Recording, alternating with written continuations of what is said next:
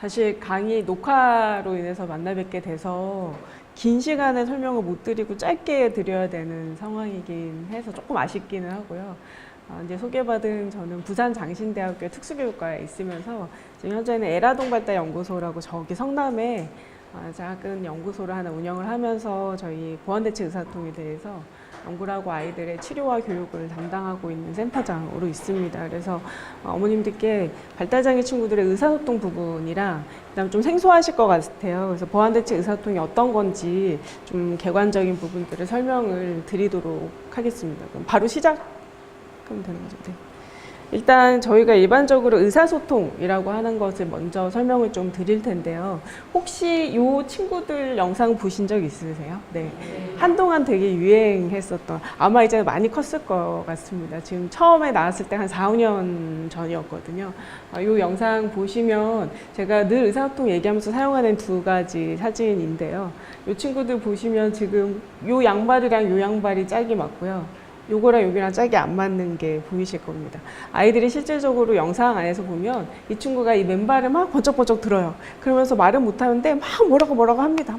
막 이거를 번쩍번쩍 들고는 이 친구한테 막 뭐라고 해요. 쌍둥이거든요. 그럼 얘가 이쪽 다리를 막 번쩍번쩍 들고 막 뭐라고 해요. 그러면서 둘이서 막 박장대소를 합니다. 저희가 말은 못 알아듣는데 아이들의 두 모션을 보면서 야, 너 왜 내 양발에 신어가지고 너가 짝 안 맞는 거 신어서 내가 지금 양발이 없잖아 뭐 이렇게 하고 그랬구나, 내가 잘못 신은 것 같아 해서 둘이서 형제간에 막 소통을 하는 게 느껴져서 보고 있으면 너무 귀엽다, 이 아이들이 어떤 의미에서 소통하는지 보인다라고 하는 그 느낌이 확 오는 아주 재밌는 영상이고요. 반면에 이거는 북미, 저기 남미 쪽의 영상인데 사실 스페인어를 사용하시는 분들이셔서 전혀 못 알아듣겠더라고요. 근데 딱 봐도 싸우는구나 라는 게 느껴집니다. 사실 제가 이 두 가지 그림을 이렇게 가져와서 보여드리는 가장 큰 이유는 저희가 의사소통이다 라고 생각을 하면 사실 늘 구어, 말, 제가 지금 사용하고 있는 말이라고 하는 수단이 의사소통의 가장 메인이라고 생각을 해서 저희가 말은 못하면 의사소통을 못하지 않을까? 라고 많은 분들이 생각을 하십니다. 근데 아주 단적으로 이 친구들이 전혀 구어를 사용하지 않지만 사실 저희가 소통을 하고 있구나. 이 아이들과 저희가 지금 같은 장소에 있지 않아도 이 둘이서 모션으로 하는 것만 봐도 이 친구들이 무슨 의미를 가지고 전달하고자 하는지를 살펴볼 수 있는, 그래서 다시 의사소통이라고 하는 것이 이렇게 다양한 형태로 진행이 된다는 것을 보여드리기 위해서 잠깐 준비를 했고요. 그래서 의사소통이란 것을 저희가 좀 학문적으로 접근해서 설명을 드리면 아주 간단하게는 이렇게 이야기를 합니다. 그래서 가지고 있는 자신의 생각이나 뜻이나 감정을 서로 소통하는 것, 나누는 것이라고 하고, 소통의 의미에서 가장 핵심이 되는 것은 이 가지고 있는 뜻이나 생각을 혼자 나눌 수는 없겠죠. 그래서 저희가 의사소통의 원론적인 부분으로 정의를 들어가서 보면 2인 이상의 사람이라고 하는 게 있습니다. 그래서 청자와 화자가 있어서 내가 전달하고자 하는 사람이 있고, 그 다음에 전달을 받고자 하는 사람이 있어서 최소 2인 이상의 사람들이 자신의 가지고 있는 생각과 뜻을 나누는 것을 의사소통이다 라고 저희가 이야기를 하고, 이런 의사소통은 아까 아이들을 통해서 보여드린 것처럼 말로만 하는 것이 아니라 다양한 형태로 진행을 합니다. 그래서 사실 행동, 제스처, 울음 이런 것들도 나오고요. 필요에 따라서는 저희가 지금 어머님들도 많이 사용하시겠지만 구어뿐만 아니라 그림, 이모티콘, 사진 이런 것들을 사용을 해서 저희가 가지고 있는 것들을 전달을 하고 타인이 저에게 전달해 주는 것을 받는 것을 의사소통이라고 하고요. 그래서 의사소통이라고 하는 커뮤니케이션은 저희가 멀티모달이라고 해요. 그래서 다양한 방식으로 소통이 되는 것을 의사소통이다 라고 이야기를 하고 있습니다. 일반적으로 저희가 의사소통을 이렇게 다양한 방식으로 생각을 할 수 있게끔 조금은 제가 설명드리기가 편해지는 이유 중에 하나가, 최근에는 사실 구어로 잘 소통을 안 하고 거의 대부분 그 카톡과 네, 여러 가지 이모티콘으로 많이 사용을 하셔서 예전에 비해서 훨씬 더 의사소통을 설명하기가 수월해지는 것 같습니다. 예전에는 저희가 한참 전화만 할 때만 해도 의사소통을 그림으로 할 수 있어요 그러면 다들 무슨 말도 안 되는 이런 표정으로 하셨었어요. 근데 지금 현재는 많이 쓰시죠. 저희가 똑같은 말을 해도 예를 들어서 아들 내가 너 사랑해 이렇게 쓰고 싶은데 그걸 글자로 쓸 때랑 이모티콘으로 날릴 때랑 요즘에 이모티콘이 또 막 움직이기도 하고 소리도 나고 막 액션도 나오는 이모티콘들도 있는데 그런 걸 사용을 해보시면 아 내가 전달하고자 하는 뜻이 조금은 더 풍성히 단순히 내가 말로 하는 것 또는 글로 하는 것보다 훨씬 더 제대로 전달되는 것 같은 느낌을 많이 받으실 겁니다. 그래서 그만큼 저희가 소통이라고 하는 부분에 있어서는 구어라고 하는 거의 역할보다는 다양한 여러 가지 형태로 소통이 진행이 된다라는 걸 좀 이해를 해주셨으면 좋겠고요. 그래서 의사소통이라고 하는 것이 발달돼서 나가는 단계들에 대해서 조금은 살펴보려고 하는데요. 일반적으로 저희가 의사소통 발달은 크게 아주 큰 청크로 3단계로 구분을 하고 있습니다. 어머님들 많이 아시는 것 중에 하나가 뭐 수용 언어, 표현 언어 이런 말들을 많이 들어보셨죠. 저희가 의사소통 형태라고 하는 형태에 들어가면 스피치라고 하는 말이 있고요. 그래서 지금 제가 쓰고 있는 게 말, 구어라고 하는 것이고 그거 외에 랭귀지라고 하는 것도 있습니다. 그게 이제 언어이거든요. 그래서 언어는 기능과 형태를 가지고 있어요. 그래서 제가 지금 설명드리고 말하고 하는 이런 기능과 형태들을 다 아우러서 문화까지 형성이 되면 특정의 문화권의 특정의 언어들을 갖추게 되는 그래서 저희가 언어를 얼마나 하느냐가 그 사람의 왠지 능력처럼 보이는 그런 상황들도 경험을 하실 수 있으실 거고 근데 조금 더 큰 맥락으로 들어가면 의사소통이라고 하는 것이 있습니다. 그래서 사실 의사소통은 말과 언어를 넘어서는 조금 더 큰 맥락이고 아까 원론적인 의미 안에서 가지고 있는 것처럼 타인과 내가 함께 공유하는 것에 더 포커스를 가지고 있는 것입니다. 저희가 말이나 언어라는 것에 있어서 어머님들이 이제 많이 아시는 이유는 아이들이 이제 평가를 뭐 받으러 가시면 수용언어 몇 년, 몇 개월, 뭐 표현 언어 몇 세, 몇 개 이런 거 많이 해보셨을 거예요. 한참 막 교육하고 평가하고 치료하러 다니실 때 많이 해보셨을 텐데요. 그거는 우리 아이의 특성인 거죠. A라는 친구가 있으면 A의 표현 언어, A의 수용 언어입니다. 그래서 어머님들이 그 얘기를 들으시면 우리 A를 어떻게 좀 더 빨리 아웃풋을 할 수 있게끔 해주기 위해서 내가 뭘 하면 좋을까? 내가 이 아이를 위해서 교육을 어떻게 시키고 치료를 어떻게 해가지고 이 아웃풋들이 좀 좋게 나올까 하는 고민들을 많이 하시게 되는 사실 그거는 진짜 A라고 하는 아이가 가지고 있는 언어적인 기능에서 조금 더 포커스를 두고 저희가 말씀을 드릴 수밖에 없는 상황인 것 같습니다. 하지만 의사소통은 아까 원론적인 의미에서 말씀드린 것처럼 혼자 하는 게 아니거든요. 최소 2인 이상이 있어야 됩니다. 상대방이라고 하는 타인이 분명히 있어야지 되는 것이기 때문에 그래서 이 의사소통 발달이라고 하는 것은 혼자만의 문제가 아닙니다. 그래서 언어 발달이랑은 좀 다릅니다. 그래서 설명을 큰 청구로 세 개를 좀 드리면 저희가 타인이랑 뭔가를 교통하고 소통한다라고 하는 것은 어떤 의도를 가지고 내가 이 사람에게 전달을 하고자 하는 것이 있어야지 가장 중요한 맥락 안에서 들어가게끔 되는 것이거든요. 어머님들께서 혹시 길 가시다가 낯선 타인을 붙잡고 내가 저 사람과 소통하겠다라고 하신다면 아마 좀 이상한 경험들을 하시지 않을까. 제가 예전에 재작년입니다. 벌써 2017년 해가 훅 바뀌어가지고 2017년도에 조금 좋은 일이 있어서 저기 강원도 경포대를 겨울바다를 처음에 갔습니다. 경포대에서 뭘 받을 게 좀 있어가지고 사실 상을 받았었는데 상을 받고는 너무 기분이 좋아서 혼자 갔었거든요. 추운 12월 7일 너무너무 추울 때 올라갈 때는 너무너무 화가 나서 이 추운 겨울날 거기까지 오라니 막 이렇게 하면서 막 짜증을 내고 다시 올라갔는데 아침에 9시 반에 상을 받고 너무 기분 좋게 발표하고 끝내고 경포대 바다를 보니까 너무 이쁘더라고요. 겨울바다가 너무 이뻐서 저도 모르게 상장을 품에 이렇게 안고 바다에 서서 막 웃고 있었습니다. 그래서 지나가는 사람들 보니까 너무 다 행복해 보이시는 거예요. 제가 막 웃었어요. 그분들을 보고. 그분들이 슬금슬금 옆으로 피하시는 거예요. 순간 제가 딱 느꼈습니다. 저 사람들이 나를 얼마나 좀 이상하게 볼까. 어떤 여자 하나가 파카를 입고 상장을 품에 안고 뭐 이상한 걸 품에 안고 혼자 바다를 보면서 막 웃더니 자기들 보고 막 웃어요. 정말 그냥 제가 상상만 해도 제가 얼마나 이상하게 보였을까라는 생각이 들더라고요. 그러면 제가 순간 느낀 게 나는 이렇게 좋은 일이 있고 너무 나누고 싶은 게 있는데 내가 이걸 나누고자 하는 그 사람이 지나가는 1인, 지나가는 2인은 아니구나. 내가 아무리 좋은 일이 있어도 이 경포도 바다에 나와 상관없는 사람들에게 웃으면서 얘기한들 그들이 보기엔 저는 살짝 지금 이상한 상태가 아니었을까라는 생각을 하게 됐습니다. 그래서 사실 의사소통이라고 하는 거에 가장 중요한 맥락은 저희가 혼자서 이야기를 하거나 나 이거 너한테 얘기하고 싶어. 그래서 길 가는 사람을 붙잡고 얘기하는 것이 아닙니다. 저희가 가지고 있는 뜻과 감정과 의견을 상대방, 근데 그 상대방이 내가 의도를 가지고 표현하고 나의 의도를 해석해 주고자 하는 상대방 아이에게 전달하는 것이 가장 중요한 맥락으로 들어갑니다. 그래서 저희가 의사소통 발달이라는 걸 할 때는 의도성이라는 걸 가장 중요하게 보게 돼요.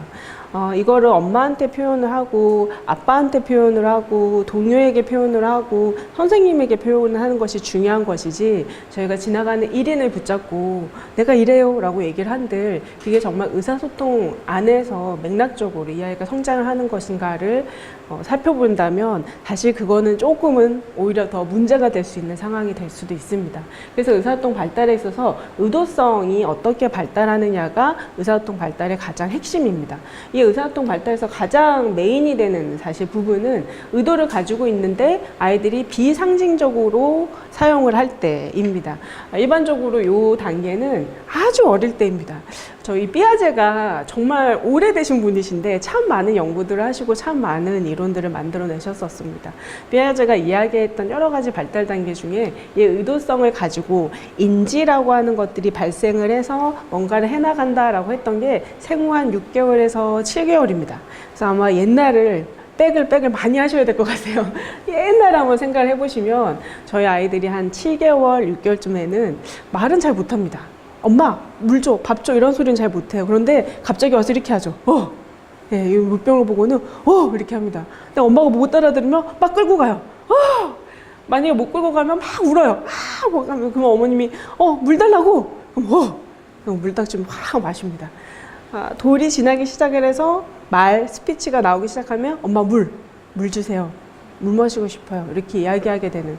그래서 저희가 일반적으로 의사소통이라고 하는 것을 잘못 생각하시면 왠지 말이 시작되는 그 시점부터 소통을 할 것 같은데, 아마 옛날 기억을 지금 되돌려 보시니까 아니구나. 우리 아이가 말이라고 하는 스피치가 나오기 이전에 이미 행동으로 자기가 정말 가지고 싶고 하고 싶은 것들을 표현하고 있었구나를 아마 기억을 해내실 수 있으실 겁니다.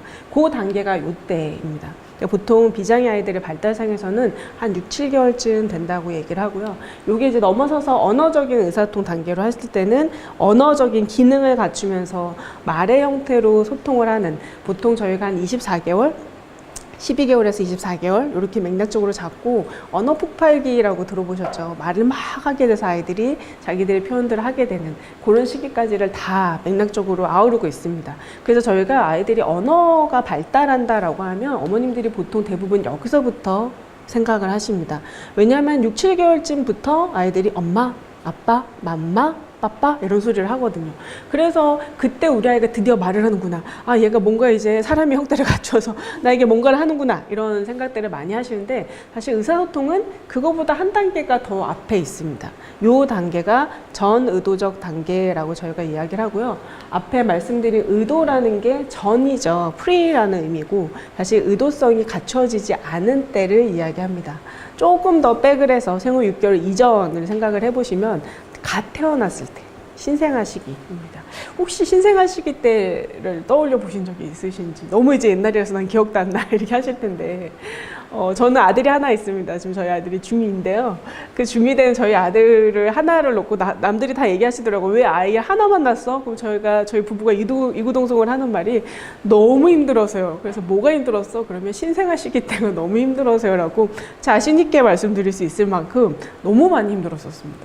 제가 아이를 놓고 너무 힘들었던 것 중에 하나는 도대체 이 아이가 왜 이렇게 우는지 해석할 수가 없어서, 분명히 울어서 어제는 우유를 주면 안 울었거든요. 근데 또 울어서 우유를 주면 웁니다. 울어서 다시 우유를 주면 이게 아닌가 봐 싶어서 기저귀를 봅니다. 기저귀 갈아서 또 안 울어요. 그럼 그 다음 날은 기저귀를 갈아요. 그럼 또 울어요.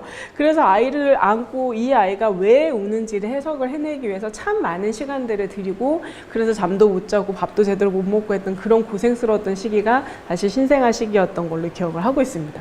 아마 다 똑같이 경험들을 하셨을 거고, 그래서 제가 웃으면서 그런 얘기를 했거든요. 하나님께서 아이를 딱 만드셔서 딱 태어났는데, 저기 기린 같은 경우는요 한 2시간이면 뻘떡 일어나서 걸어다닙니다. 그런 프로세스를 갖고 있으면 얼마나 좋을까. 야, 이렇게 딱 태어나자마자 엄마 배고파? 이렇게 하면 너무 좋을 것 같은데 왜 이 아이는 끊임없이 아직도 울고만 있을까. 사람이 왜 이렇게 늦게 발달을 하나, 이런 생각을 다시 해본 적이 있었는데요. 사실 그런 시기인, 저희가 보서는 이 아이가 아무것도 안 할 것 같은 이 시기를 저희가 전의도적인 단계라고 하고, 근데 이 시기가 의사소통 발달에서는 아주 짧지만 굉장히 중요한 의미를 가지고 있었더라고요. 어떤 거냐 하면 이 아이의 의도를 만들어가는 상대방입니다. 저희들인 거죠. 부모님들, 양육자들이 저희 아이가 울 때 우리 아이들이 울고 이 아이들이 자기들이 불편함은 있거든요. 기저귀가 젖거나 배가 고프거나 하는 불편함은 있는데 근데 본인들도 모릅니다. 이거를 내가 어떻게 소통을 해야지 저 양육자에게 표현을 할 수 있고 소통을 할 수 있는지 모릅니다. 그래서 우는 거거든요. 그럼 그럴 때 양육자, 주 양육자인 엄마, 아빠, 가족들이 와서 달래주고 기저귀 갈아주고 우유 먹여주고 배고팠어? 기저귀가 젖었네? 엄마가 안아줄까? 잠이 와? 그 의사소통 상대방의 역할들을 통해서 습득하게 됩니다. 아, 내가 지금 이 상태는 배가 고파. 아, 내가 이거는 피곤한 거야. 그래서 아이들이 이후에 의도적인 것들로 발달해가는 가장 중요한 맥락적인 부분들이 형성하게 됩니다. 그래서 의사소통 발달에서 가장 핵심은 아주 짧지만 저희가 역할을 했던 의사소통입니다. 그래서 제가 이거를 왜 이렇게 설명을 드리냐 하면 저희 친구들 중에는 특히나 발달장애 아이들 중에서는 구어가 어려운 친구들이 참 많습니다. 퍼센트로 보면 굉장히 많은 친구들이 구어가 어렵고요. 그래서 저희가 늘 그거를 어떻게 하면 얘를 좀 산출하게 해줄까라는 굉장히 고민해서 아이에게 얘기하거든요. 너가 말을 했으면 좋겠어. 네가 이렇게 했으면 좋겠어. 이렇게 했으면 좋겠어. 근데 그 아이가 말을 하기 위해서는 그 이전에 이러한 의도들을 갖춰야 되고 그런 의도들의 가장 중요한 역할은 상대방이었던 겁니다. 그래서 다시 어머님, 아버님, 그리고 저희 부모님들, 교사들, 저희 아이를 지원하는 모든 사람들이 이 아이에게 얼마나 반응적이고 이 아이가 어떤 의도를 가지고 하느냐를 해석할 수 있는 저희가 그런 해석자들이 된다면 아이들이 하고 있는 여러 가지 행동과 소통과 방법들에 대해서 훨씬 더 좋은 역할들을 통해서 이 아이가 훨씬 더 의사소통자로서 성숙할 수 있도록 도와주는 밑바탕을 깔 수 있습니다. 그래서 저희한테 필요한 것은 너가 해봐가 아니라 그래서 나한테 하고 싶은 말이 뭐지? 너는 그렇게 우는데 내가 한번 보니까 너 아마 배가 고픈가 봐. 너가 지금 피곤해서 그러는구나. 너가 피곤하면 엄마가 이렇게 해줄게. 너가 이렇게 힘들면 선생님이 이렇게 해줄게 라고 하는 해석자의 상대방의 역할이 굉장히 많이 필요합니다. 이것은 저희가 반응적 부모, 반응적 교육 이런 거 많이 받으셨을 거예요. 그런 부분에서 상호작용 맥락에서만 중요한 것이 아니라 실질적으로 의사소통이라고 하는 것을 발달시키고 나가는 부분에서도 저희들의 역할이 매우 중요하구나. 아주 짧지만 이런 시기들이 있었기 때문에 저희가 지금 언어적인 의사소통 발달 단계까지 와 있구나 라는 것을 기억을 좀 해주셨으면 좋겠고요. 그래서 우리 아이들의 의사소통 특성을 한번 살펴보시면 지적장애 친구들은 대부분 좋은 기간에 결함이 있습니다. 그래서 좀 말을 하거나 명료도 부분에서 좀 어려움이 있을 때가 많고요. 그래서 비장애 아이들에 비해서 발성이 적거나 그로 인해서 사회적 의사소통 능력에서도 어려움을 겪게 되는 경우가 자주 있다고 보고를 하고 있습니다. 그래서 지적장애 학생들이 가지고 있는 가장 큰 어려움은 사실 기회장벽이라고 생각합니다. 본인들이 자신들의 소통을 하고 사람들과 교류를 하고 자신의 의견을 나누고 할 수 있는 여러 가지 기회들이 있어야 하는데 이 아이들이 가지고 있는 어려움으로 인해서 제한이 되고 물어보지 않고 그냥 저희가 알아서 유추해버리게 되는 상황들이 참 많이 있어서 이러한 부분에서 기회장벽이라는 것이 있기 때문에 여기에 대한 해결점들을 저희가 고민을 좀 해야 되고요. 더불어서 자폐성 장애 친구들은 아시는 것처럼 많은 친구들이 말과 언어에 있어서 좀 독특한 특성들을 가지고 있습니다. 반영어를 가지고 있는 친구들도 많이 있고요. 그 다음에 언어적 형태가 일탈적으로 나오거나 아니면 말을 하더라도 스피치를 하더라도 부분에서 음의 높낮이 고저가 좀 달리 나오는 형태들도 보실 수 있고요. 제일 어려운 게 사실 이 부분이지 않을까 싶습니다. 구어를 한다 하더라도 비구어 의사소통에서 어려움을 겪죠. 그래서 사람들이 하고 있는 사회적 맥락 안에서 어떤 단서들을 해석해 나가고 그걸 동일하게 사용하는 것에서 어려움을 겪게 되고요. 그로 인해서 기능적 의사소통이라고 하는 저희가 맥락 안에서 소셜 안에서 쓸 수 있는 의사소통 기능들에 있어서 어려움을 경험하게 되는 게 주요한 특성이라고 이야기를 합니다. 그래서 자폐성 장애 아이들 언어 교육에서 가장 핵심은 조기에 시작을 하는 것입니다. 빨리 시작해서 사회적 의사소통 부분에서 아이들이 역할들을 갖출 수 있게끔 지원하는 것을 메인으로 잡고 있고요.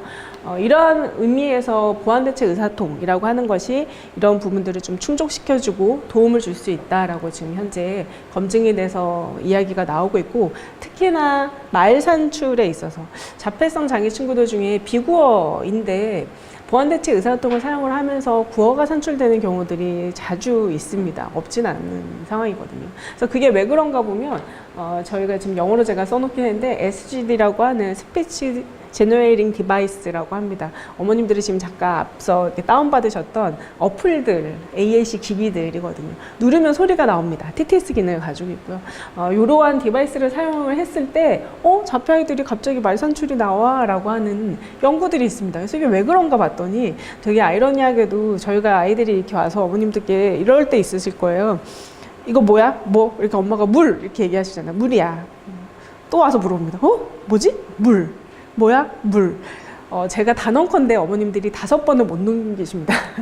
아이들이 이거 뭐야? 그러면 물 하시다가 아이가 한 5번, 6번 가면 갑자기 태도가 약간 짜증 섞인 목소리로 이렇게 바뀌십니다. 엄마가 아까 뭐라 그랬어?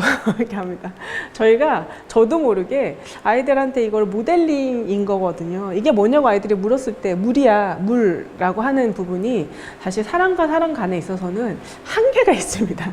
아무리 부모라고 하더라도 내가 이걸 물을 몇 번을 더 얘기해줘야지 네가 이걸 알아들을래? 라고 하는 부분들이 오히려 부모-자식 관계이기 때문에 더 많이 생기고요. 실제 학교에서 선생님들도 동일하십니다. 이거는 학교 상황에서는 아이들도 많고 선생님들이 해야 될 것들도 많고 하는 상황이 되다 보니까 아이들에게 이걸 아웃풋을 해주기가 사실 쉽지 않습니다. 그런데 이런 디바이스들은 누를 때마다 정확한 소리가 나오죠.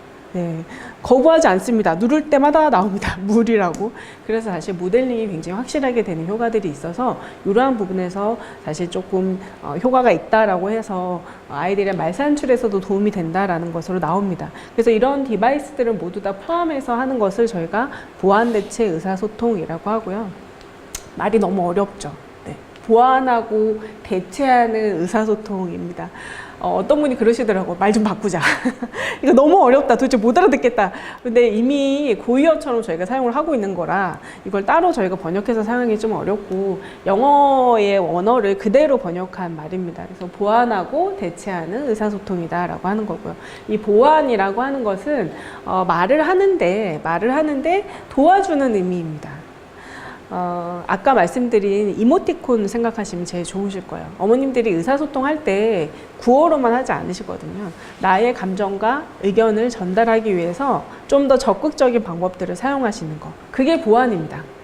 그래서 아이들 중에서는 말을 하더라도 감정과 관련된 이야기를 할 때는 좀 힘들어서 감정 관련된 말은 안 하는 경우, 또는 말을 하지만 아이들 중에서 명료도가 떨어지는 경우, 이 아이가 뭐라고 하는데 사람들이 문맥상의 맥락이 안 맞는 말들을 해서 이해를 잘 못한다. 이럴 때에도 저희가 사용하는 게 보완적 의미로 AAC를 사용을 합니다. 일단 가장 주 타겟은 대체적인 부분입니다. 혹시 스티븐 호킹, 얼마 전에 타계하신 스티븐 호킹 박사가 쓰시는 거를 보신 적 있으실까요? 혹시 스티븐 호킹 박사 일대기 이 영화를 보신 적 있으신지, 얼마 몇 해 전에 나왔었죠. 사랑에 관한 모든 것이라고 하는 그 영화가 나왔는데, 그 영화를 보시면 스티븐 호킹 박사가 어떻게 해서 보완대체 의사소통을 사용하게 됐는지가 나옵니다. 가장 좀 신기하지 않으셨나요? 혹시 이렇게 보시면 스티븐 호킹 박사가 사용하는 컴퓨터로 이야기하시는 거 들어보셨었죠? 네, 그래서 저희가 AAC 얘기를 할 때 꼭 말씀을 드리게 되는데, 근데 또 한 가지 부정적인 방법인 건 스티븐 호킹 박사가 이렇게 말씀을 하실 때 쓰는 목소리 톤을 들으시고 다들 그 얘기 하세요. 되게 기계적인 소리야. 그 스티븐 호킹가 I'm 스티븐 호킹 하면서 막 이렇게 나옵니다. 그럼 그 기계 소리가 막 정말 저거 딱 기계 소리 하는 소리가 딱 나오거든요. 그래서 와, 보완대체 의사소통이 다 저렇게 돼 있나 봐 이렇게 생각을 하시는데 그건 아닙니다. 스티븐 호킹 박사가 최근까지도 그 목소리를 계속 쓰셨던 이유는 그게 본인 목소리라고 생각하셨기 때문에 그렇습니다. 네, 지금 현재는 기술적으로는 저희들이 말하는 것처럼 굉장히 자연스러운 음성 DB와 합성 기계가 가능합니다. 그래서 어머님들이 들으시면 이게 지금 합성 소리일까? 라고 하는 생각이 드실 만큼 감정까지 얹어서 나올 수 있는 소리들이 이미 기술 개발은 끝나고 상용화되고 있습니다. 어머님들이 혹시 이렇게 어디 뭐 센터나 이런 데 자문이나 뭐 이런 걸 위해서 전화를 하시면 안녕하십니까? 하고 이게 처음에 나온 여러 가지 소리들, 혹시 뭐 그 핸드폰 관련돼서 어디 업체에다 전화를 하거나 할 때 그런 소리들은 모두 다 음성 합성 소리들입니다. 그래서 들어보시면 이게 사람을 더빙을 해서 그 소리를 합성을 했기 때문에 전혀 기계적인 소리가 아니거든요. 근데 스티븐 호킹 박사가 그렇게 소리를 쓰지 않고 최신의 소리를 쓰지 않고 예전 목소리 쓰셨던 거는 본인이 처음 가졌던 그 소리가 본인 목소리라고 생각하시기 때문에 끝까지 그 목소리를 사용하셨던 겁니다. 하지만 그 모습을 보시면서 그분이 사실 그런 기기를 써서 자신의 의사를 의사를 표현을 하고 발표를 하고 연구를 하고 하시는 거를 보셨을 거고요. 그게 대체의 수단입니다. 저희가 구어를 전혀 사용하지 못하는 경우에 아예 기기가 그 구어를 대체하는 수단. 그래서 어떻게 됐건 간에 보완의 수단이건 대체의 수단이건 간에 이 두 가지를 통해서 궁극적으로는 의사소통을 할 수 있게끔 하는 것이 보완 대체 의사소통이라고 하고요. 그래서 저희가 영어로 줄여서 이 영어의 원어의 앞에 헤드만 따서 AAC라고 이야기를 합니다. 헷갈리시면 안 되는 게 간혹 AAC를 KCC, KAAC, 뭐 AA, ACC 뭐 여러 가지 말들로 이렇게 혼용돼서 막 어디서 들으셨는데 잘못 쓰시는 경우들이 좀 있으셔서 AAC입니다. 그래서 저희가 보완하고 대체하는 의사소통이다라는 의미로 사용을 하게 되고요. 이 보완 대체 의사소통은 크게 저희가 시스템을 갖고 있다고 얘기를 합니다. 그래서 영어로 저희가 시스템을 체계라고 하는데요. 4가지 구성 요소가 있기 때문에 저희가 체계가 있다라고 얘기를 하고 상징이라는 것과 그 다음에 기기, 그 다음에 전략, 그 다음에 기법 이라고 하는 4가지가 보완대체 의사소통을 저희가 구성을 하고 있는 구성 요소다라고 얘기를 해서 하나씩 짧게 설명을 좀 드리도록 하겠습니다. 상징이라고 하는 것은 저희가 일반적으로 많은 상징하면 딱 떠오르시는 게 아마 사진? 뭐 그런 거 아니실까요? 일반적으로 가장 많은 상징은 저희가 사진, 글자, 뭐 축소용 사물 이런 것들을 많이 이야기를 하고요. 요즘에는 아까 말씀드린 이모티콘 이런 것들도 모두 다 이 상징으로 들어갑니다. 지금 여기 나온 이 상징이 블리스 심볼이라고 하는 건데 혹시 들어보신 적이 있으실까요? 이 블리스 심볼은 이렇게 합쳐지면 상형 문자처럼 됩니다. 여기 보시면 트리랑 플라워가 합쳐졌더니 파크가 되는 이렇게 아주 재밌는 형태를 가지고 있습니다. 이러한 상징들은 저희가 눈으로 보이고 글자처럼 읽을 수 있고 저희가 사진처럼 나눌 수 있고 하는 것들이고 그래서 요거를 저희가 도구적 상징이다라고 이야기를 합니다. 반면에 여기 나오는 요거는 제스처, 얼굴, 뭐 수화, 몸짓 뭐 이런 것을 이야기를 하고요. 요게 제가 되게 재밌어하는 건데 월화수목금토일 표정이거든요. 오늘이 화요일이죠. 네, 살짝 화가 났네요. 네. 네, 아직 그 월요일에 그게 안 없어져가지고, 네, 이런 상태입니다.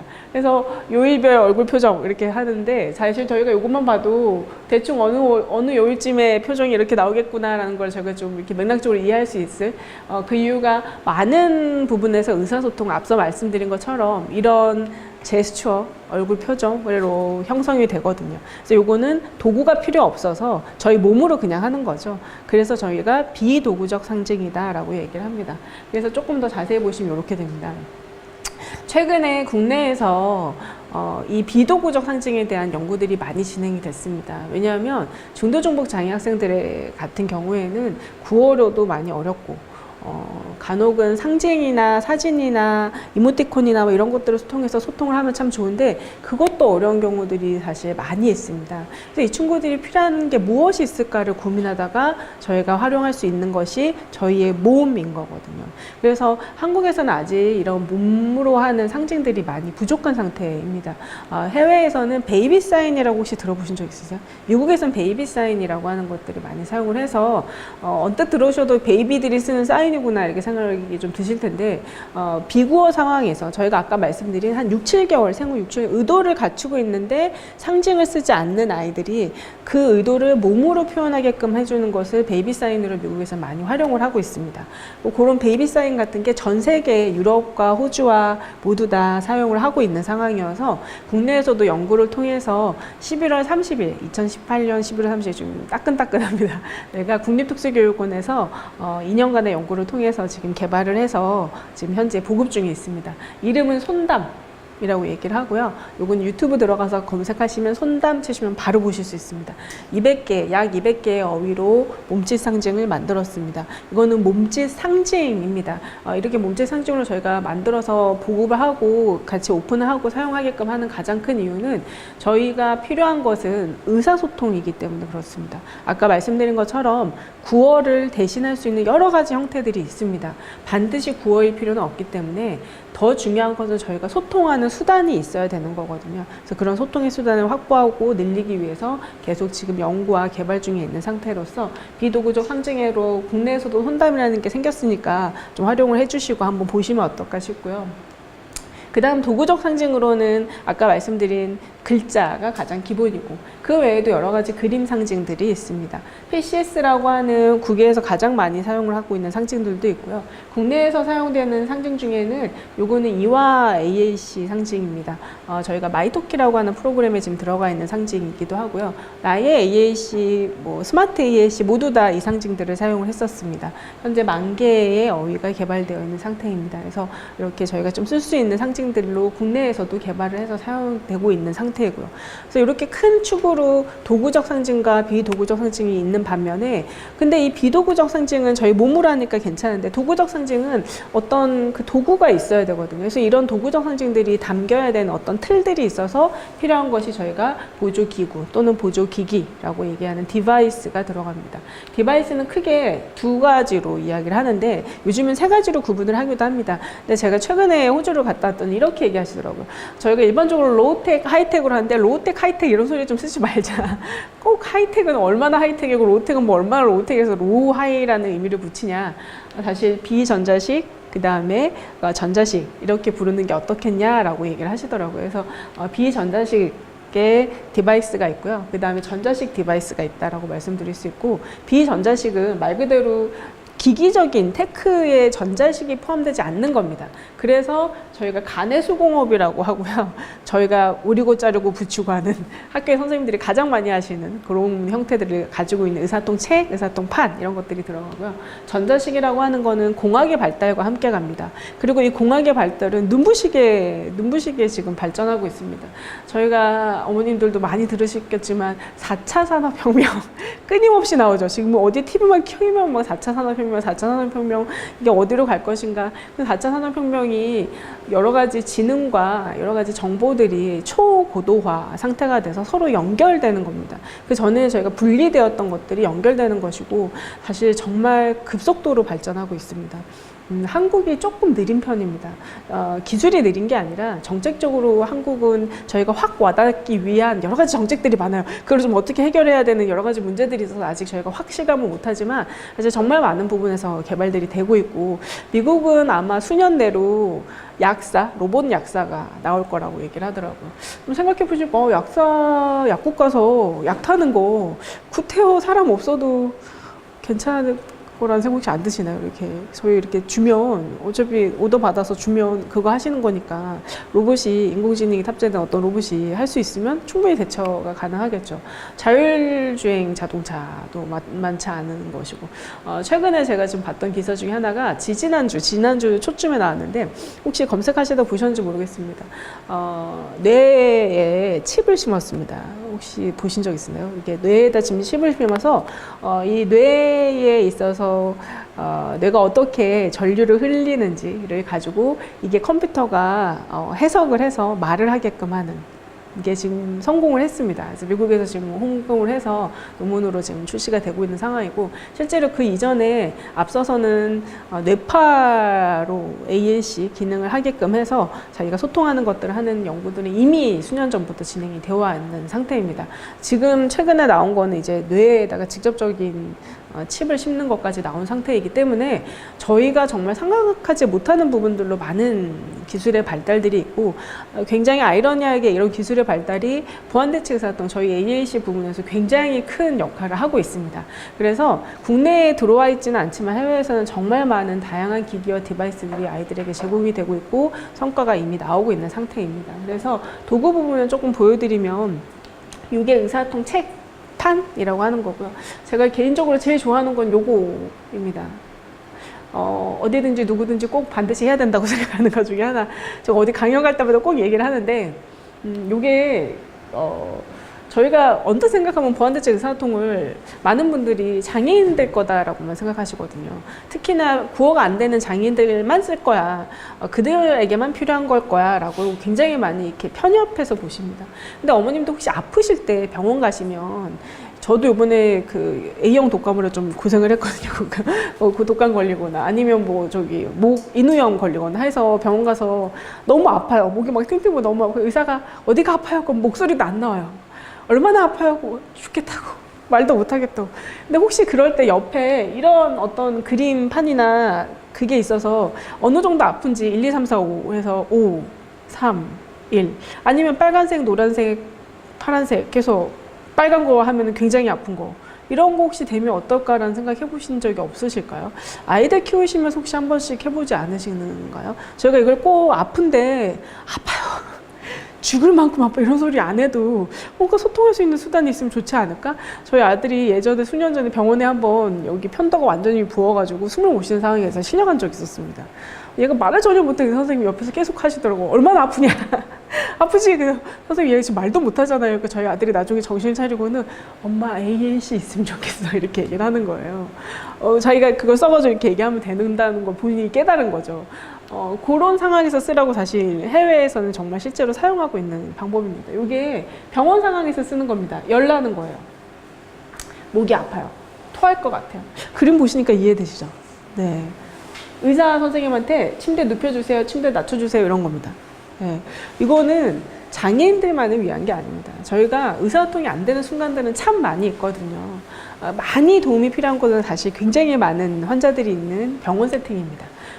이머전시 상황에선 더 할 수도 있겠죠. 네, 그래서 의사소통판으로 바로바로 그들과 소통할 수 있게끔 하기 위해서 사용을 하는 거고 한국도 사실 보편성을 갖추기 위해서 분명히 필요하다고 생각을 합니다. 그래서 이러한 의사소통판과 책 또는 이러한 여러 가지 메뉴들 요즘에 무인 가게 가보신 적 있으세요? 예, 여러 가지 형태들로 해서 가게들이 요즘에 딱 가면 무인 자판 음식 주문하는데 맥도날드 막 이런 데 가면 쫙 있잖아요. 딱 가서 보시면 사진이 있죠. 네, 그 사진이 없으면 주문 못 하실 것 같죠. 이렇게 보고 있으면 내가 뭘 주문해야 될까 싶은데 사진이 있잖아요. 그래서 이 2세트 이거구나 해서 누르시게 되죠. 절대 단언컨대 글을 보고 누르진 않으실 겁니다. 네, 사진을 보고 똑같습니다. 네, 사실 지금 쓰시고 계신 게 대체적인 수단으로 의사소통을 할 수 있는 방법들인 거거든요. 앞으로는 훨씬 더 많아질 겁니다. 저희 앞에 구어가 아닌 다른 소통의 수단으로서 확보될 수 있는 게 점점 더 많이 늘어날 겁니다. 그리고 그것은 장애인들만을 위한 거는 절대 아닙니다. 보편적으로 저희가 모두 다 필요하고 사용을 할 수 있는 걸로 가는 것이기 때문에 그렇고 그러한 맥락에서 의사소통판 책도 소개를 좀 해드리고 그 외에 이제 기기로 들어가면 이렇게 원버튼 혹시 보신 적 있으세요? 보통은 저희가 이제 지체장애 친구들이 많이 사용을 하거든요. 그래서 여기 이렇게 음성을 녹음을 하고 툭 치면 나옵니다. 그래서 물 주세요 이렇게 하는 게 나오고 원버튼부터 디지털 녹음 방식으로 해서 여러 가지 약간 장난감처럼 네, 생겼죠. 이렇게 하는 방식들도 있고 여러 가지 레벨을 가지고 있는 것들도 있고 최근 걸 좀 보여드리면 최근에는 이렇게까지 개발이 되어 있는 상태들입니다.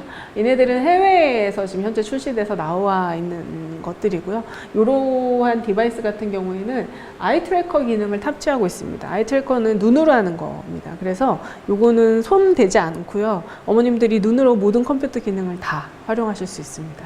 눈으로 소통하고 눈으로 주문하고 눈으로 컴퓨터가 쓰고 있는 모든 기능들을 활용할 수 있게끔 되어 있는 디바이스까지 모두 다 출시돼서 사실 이거 이상의 것들도 굉장히 많이 개발이 되고 활용이 되고 있는 상태입니다. 그래서 보안대책 의사소통이 언뜻 봐서는 되게 단순한 것 같은데 이 공학의 발달로 인해서 정말 많은 부분이 계속 발달을 하고 있는 상태이고 앞으로도 훨씬 더 많이 발전할 거라고 개인적으로 생각합니다. 국내에서는 여러 가지 기기들이 이렇게 소개가 되어 있고 요거는 나의 EAC라고 하는 홈페이지에 들어가서 보시면 좀 이렇게 정보를 얻어보실 수 있으십니다. 여러 가지 디바이스들이 이렇게 구성이 되어 있는데 얘네들이 이제 구입을 하시거나 다운을 받으시거나 하시면 되는 부분들이고요. 그 외에도 이렇게 혹시 이름 아시는 게 있으실지 모르겠어요. 이런 것들이 좀 되어 있고 참고적으로 소개해드리고 싶은 건 요거 한 두 가지 정도입니다. 마이토키라고 하는 것들 아까 말씀드린 이와 EAC 상징이 들어가 있는 것이 있고요. 그 다음에 나의 EAC라고 하는 것도 있습니다. 얘는 유료이고요. 얘는 무료입니다. 최근에는 스마트 EAC라고 하는 것도 경기도 전략공학센터에서 삼성전자와 함께 해서 지금 보급을 했고 어머님들이 다운받아 보실 수 있게끔 되어 있습니다.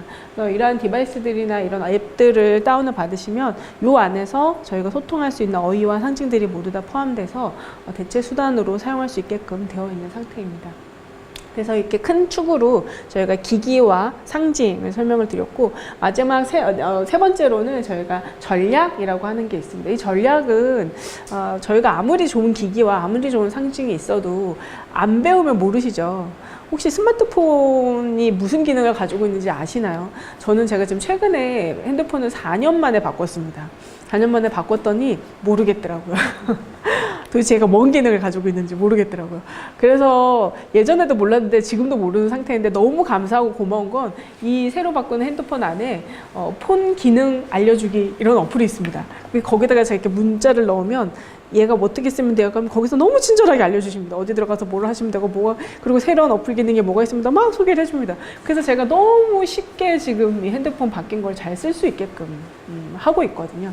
그런 부분들이 전략입니다. 얼마나 효율적이고 효과적으로 기기와 상징을 쓰느냐가 관건이 들어가고, 사실 이 부분이 저희가 교사나 치료사나 저희 메인이 되는 사람들이 아이들에게 이 기기와 디바이스를 써서 너가 소통할 수 있어, 이걸 얼마나 할 수 있는지 알려줄게 하고 전략적으로 들어가는 것들을 모두 다 포괄하고 있습니다. 마지막으로 나오는 건 저희가 의사통 기술이라고 하는 게 있고요. 이 기술은 아이들, 사용자들이, AAC 사용자들이 직접적으로 디바이스나 상징에 접근하는 방식입니다. 일반적으로는 저희가 직접 선택이라고 해서 좀 보시는 것처럼 이렇게 선택을 직접 하는 게 있고요. 스캐닝 방식도 있습니다. 혹시 스캐닝 방식 아시나요? 딱딱딱딱 돌아가면서 저희 시계에 움직이는 것처럼 이렇게 움직입니다. 저희가 숫자 3에 내가 저 클릭을 탁 하고 싶은데 저거 손이 어려워요. 내가 직접 손으로 이렇게 할 수가 없어요. 근데 내가 이렇게 쿵 치는 건 할 수 있어요. 그러면 스위치를 연결을 해서 이게 자동적으로 1, 2, 3 갔을 때 탁 치면 3에 가서 3 이렇게 해주는 거. 그런 걸 저희가 스캐닝, 훅기라고 하고요.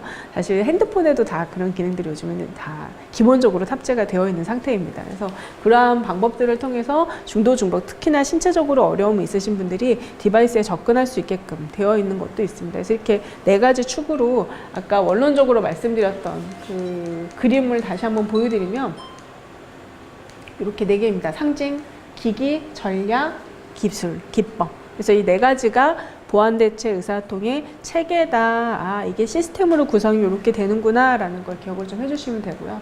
그럼 이런 보완대체 의사통이 실제 우리 아이들한테 무슨 효과가 있느냐 라고 물어보신다면 저희가 원론적으로는 이렇게 이야기를 합니다. 제일 먼저 말씀드리고 싶은 건 요거입니다. 말과 언어를 촉진한다. 많은 분들이 아직도 저한테 많이 물어보십니다. 제가 AAC를 꽤 오래 했습니다. 꽤 오래 하고 AAC만 죽으라고 파는 듯한 느낌이 좀 있는데, 열심히 하다 보니까 많은 분들이 물어보시는데, 어머님들이 노골적으로 물어보실 때도 있고 이렇게 은근슬쩍 물어보실 때가 있습니다. 선생님, 우리 애가 이거 쓰면 점점점입니다. 말 못할까 봐요? 그럼 네! 이렇게 얘기하십니다. 그래서 많은 분들이, 이건 사실 국내만 그런 게 아니고요. 해외에서도 보완대체 의사통을 저희가 이야기하고 AAC 얘기를 하면 많은 사람들이 왠지 이 아이가 이런 디바이스를 쓰면 말을 하지 않게 되지 않을까? 얘가 구어를 안 하지 않을까라고 참 많이 생각하십니다. 근데 이거는 이미 아니라고 검증이 끝났습니다. 여러 가지 연구들을 통해서, 그리고 실제 현장에서도 제가 그냥 현장에서 AAC를 가지고 시범 사업부터 해서 지금 한국에 저희가 보완대체 의사통 중재 사업까지 진행을 쭉 해왔거든요. 그래서 실제 사업화까지 끝낸 상황인데, 정말 많은 시간 동안 저희 아이들에게 실질적으로 AAC를 적용을 해보고 그 효과성을 검증하면서 느낀 것 중에 하나가 절대로 구어를 저해하지는 않는다는 겁니다. 오히려 증진시켜주면 증진시켜주지 절대 저해하지 않습니다. 근데 왜 그러냐, 뭐 여러 가지 이유 있으면 여러 가지 이유인데, 제가 정말 그냥 딱 간단하게 말씀드릴 수 있는 건, 저희가 굉장히 사람은 이기적입니다. 인간은 모두 다 이기적입니다. 아무리 좋은 디바이스가 있고요, 아무리 좋은 기기가 있어도 제가 말을 하면 말이 더 편합니다. 당연합니다. 그거는 내가 말을 할 수 있는데 이 디바이스가 너무 좋아서 이걸 켜고 사용하지 않습니다. 근데 어머님들께서 혹시 해외 나가서 혹시 영어를 저희가 다 쓴다고 가정을 하고요, 뭐 스페인이나 어느 나라를 갔을 때 어플 혹시 써보신 적 있으신가요? 제가 일어를 하고 스페인어를 하면 절대로 어플 사용하지 않습니다. 근데 제가 하는 말을 그들이 못 알아들어요. 그러면 바로 꺼냅니다. 그래가지고 이거 번역해서 구글 번역을 쓰든 뭘 하든 해서 사용을 하게 되는 거거든요. 저희 아이들도 똑같습니다. 절대로 아무리 좋은 디바이스가 있더라도 사람이 먼저이고요. 저희가 가지고 있는 편의성이 더 효과적으로 사용이 된다면 그것이 먼저입니다. 그래서 아이들이 구어를 쓸 때는 이런 디바이스들이 함께 들어오면 보완의 차원으로 들어가는 것이지, 이거를 완전히 대체해서 이 아이가 구어를 사용하지 않고 난 기계만 쓸 거야, 절대 그렇게 되지 않습니다. 그래서 그 부분은 걱정 안 하셔도 되지 않을까 싶고요. 그래서 당연히 아이가 말과 언어의 부분에서 촉진이 되다 보니까 학교 상황에서는 또래 상호작용이 훨씬 더 좋아지겠죠. 저희가 의사소통 수단이 없으면 진짜 힘들거든요. 내가 수단 없이 어머님들을 뚝 떼가지고 진짜 말도 못하는 어느 곳에 딱 집어 던져놓고 너 거기서 살아. 정말 힘들 겁니다. 저희가 너무 많이 힘든 이유는 내가 이걸 다 하고 싶고 뭔가 표현을 하고 싶은데 이 맥락과 이 환경에 맞는 수단이 없기 때문에 그로 인해서 내가 겪게 되는 여러 가지 어려움들이 많이 있기 때문에. 근데 저희 아이들한테 이런 수단들이 다양하게 제시가 된다면 너가 할 수 있는 수단이 말만 있어가 아니라 말 외에도 여러 가지가 있어. 너는 이렇게도 할 수 있고 저렇게도 할 수 있고 저렇게도 할 수 있어. 그래서 너가 그 수단 내에 들어갈 수 있어라고 한다면 당연히 또래와 상호작용, 그로 인해서 학습도 증가가 될 수밖에 없는 거고요. 사실 많은 친구들이 문제행동을 가지고 있잖아요. 특히나 저희 발달장애 아이들 중에 문제행동이 정말 많은데 저는 사실 발달 아이들의 문제행동은 거의 모두가 다 의사소통이라고 생각하는 사람입니다. 아이들이 의사소통이 어렵기 때문에 그 수단이 어렵기 때문에 그래서 행동 문제가 나타나는 경우들이 너무나 많습니다.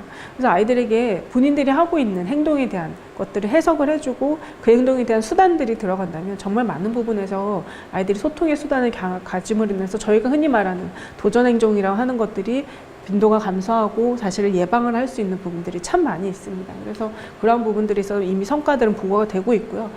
장기전으로는 당연히 취업과 독립적인 삶을 영위할 수 있게끔 되는 부분들이 이미 성과적으로 나오고 있습니다. 그래서 보완대책 의사소통이 특히나 자폐 내 지적장애 같은 발달장애에 대한 데 효과적이다라고 하는 것은 국외에서는 이미 검증이 되어서 이렇게 나옵니다. 특히 자폐성 장애 아이들을 비교를 해보시면 자폐 친구들은 시각적 학습자라고 하죠, 일반적으로. 그래서 시각적 단서가 필요합니다. 그래서 이 디바이스가 그런 시각적인 역할들을 많이 합니다. 상징이라고 하는 것들이 그런 역할을 하고요. 사람과의 소통에 좀 어려움이 있는 대신에 무생물에 관심이 조금 더 있거든요. 그래서 기기나 무생물에, 기기나 도구에 좀 더 관심을 가지고 효과적으로 사용할 수 있는 부분들이 있고, 복잡한 단서, 저희가 가지고 있는 지금 제스처를 하고 하는 저희들은 굉장히 아이들한테 해석을 여러 가지를 막 할 수밖에 없는 상황들을 주고 있기 때문에 오히려 개인마다 조절이 될 수 있는 도구를 제시함으로 해서 훨씬 더 쉽게 아이들이 해석할 수 있게끔 도와주고, 그 다음에 파트너 간의 완충작용을 합니다. 이 완충작용이라는 게 뭐냐 하면 이럴 때가 있어요. 하지마. 저희가 너 이거 하지마. 너 안 돼. 근데 제가 안 돼 라고 하는 거하고요. 디바이스를 써서 이따가 할까? 하지마 라고 할 때가 완충의 역할을 합니다. 네, 그럴 때가 있습니다. 그래서 그러한 부분에서도 반드시 효과가 있다고 나오고, 압박이나 스트레스가 없는 중재를 가지고 있고, 그 다음에 의사소통을 통해서 즉각적인 수단을 제공함으로써 문제 행동을 예방을 하고, 그 다음에 기억보다는 제인에 의존을 합니다. 디바이스가 아이들이 편하는 곳에 위치를 이렇게 쭉 할 수 있게끔 상징이나 도구의 기기들을 담아서 아이들이 편하게 쓸 수 있게끔 해주기 때문에 이러한 맥락에서 특히나 자폐성 장애 아이들한테서는 AAC가 굉장히 효과적이다라고 하는 게 이미 검증이 끝난 상태입니다. 그래서 국외에서도 여러 가지 선입견들이 이렇게 있거든요. 아까 말씀드린 것처럼 혹시 이 아이가 말을 저해하는 건 아닌가, 혹시 이 친구들이 사용을 하다가 특정 인지 능력, 흔히 말하는 뭐 구어를 해야 된다, 또는 글자를 알아야 된다, 그림 상징을 알아야 된다, 사진을 써야 된다, 이런 인지 능력이 필요한 거 아닌가, 아니면 이걸 하려면 문해 기술이 필요한 거 아닌가, 이런 말들을 참 많이 하세요. 근데 아까 제가 쭉 말씀드린 것처럼 보완대책 의사소통은 그림만, 글자만 쓰는 것이 아닙니다. 도구만 쓰는 것이 아닙니다. 아까 제가 원론적인 것부터 시작했던 것처럼 아이들이 최초의 의사소통, 자기가 의도를 가지고 있지 않을 때 의사소통의 상대방들이 그 해석을 해주고 거기에 대한 기회를 제공을 해주고 아이들한테 알려주는 것부터 보완대책 의사소통은 시작을 합니다. 그래서 저희가 절대로 그림 상징이나 글자를 알아야지만 AAC를 쓰는 거 아니냐, 기기만 쓰는 거 아니냐, 절대 아닙니다. 아주 단순한 몸짓 상징부터 굉장히 하이텍까지 저희가 다양한 방법으로 사용을 하고, 그렇게 다양한 방법으로 의사소통을 하게끔 되는 가장 샘플들을 뭐 여러 가지 디바이스를 소개해드리면 이렇게 좀 소개를 해드릴 수 있는데, 이렇게 해서 다양한 디바이스를 써서 아이들에게 중재를 하고 의사소통 수단을 주는 가장 큰 이유는 결국은 저희가 아이들한테 의사소통할 수 있는 다양한 수단을 삶의 전체에서 제공함으로써 이 친구들이 한 번이라도 의사소통 수단이 없어서 그 의사소통 수단의 단절로 인해서 소통을 경험하지 못하게끔 하지 않아야 되지 않을까가 가장 메인입니다. 그래서 혹시나 주변에 혹시 자녀분들께서 의사소통 하고 있는데 혹시 내가 너무 말만, 저희가 참 많이 그러거든요. 제가 좀 안타까운 것 중에 하나가, 저희가 장애아이들한테는 저희도 잘 안 하면서 그렇게 시켜요. 네. 저희도 아까 말씀드린 것처럼 저희도 말 안 하고 소통하는 방법들을 여러 가지 사용을 하거든요. 근데 저희 친구들은 그래서 말해봐 이렇게 얘기합니다. 그래서 뭐라고? 그래서 엄마한테 설명을 해봐. 그래서 하라고 해서 굉장히 저희가 원론적인 그 구어라고 하는 거에서만 아이들한테 산출하기를 원하는, 그래서 아이들로 하여금 의사소통의 수단이 말에만 포커스를 하게끔 하는. 근데 저희만 해도 요즘엔 그렇게 소통하지 않거든요. 그래서 조금 생각을 열으셔서 아, 이거는 의사소통이구나. 이 아이가 내가 아닌 타인과 소통해 나가는 여러 가지 방법들이 있구나. 그리고 현재는 워낙에 멀티 세상으로 가고 있고 산업혁명이 일어나서 새롭게 저희가 지금 바뀌어가는 상황이고, 이러한 상황에서는 다양한 수단을 활용을 충분히 할 수 있는 아이로 만들어줘야겠구나. 그래서 이 아이가 다양한 의사소통의 수단을 가짐으로 인해서 타인과 자신의 감정과 의견과 생각을 나눌 수 있는 경험을 증진시키는 게 훨씬 더 중요하구나라고 하는. 그래서 우리 아이들의 추후의 의사소통의 중재나 여러 가지 방법에서는 아, 이 의사소통 수단의 다양성을 확보해 주는 게 메인이구나. 그래서 그런 역할들을 하는 게 나구나로 해서 야 네가 해가 아니고요, 저희입니다. 저희가 수단을 제공해주고 저희가 수단에 대해서 모델을 해주고 저희가 실제로 그런 기회들을 제공하는 부모님이 되셨으면 좋겠고, 실제로 다양한 분들의 의사소통에 있어서 특히나 보완대책 의사소통이 아, 기기만 보완대책 의사소통이구나, 그림 상징만 보완대책 의사소통이구나 하는 것들이 좀 깨져서 한국이 약간 그렇게 해석을 하시는 분들도 있으시거든요. 그게 아니구나, 큰 맥락 안에서 다양성에 대한 부분들을 증진해 주는 것이구나를 좀 아실 수 있는 시간이 되셨기를 바라면서 제가 강의를 이걸로 마무리하도록 하겠습니다. 네, 감사합니다.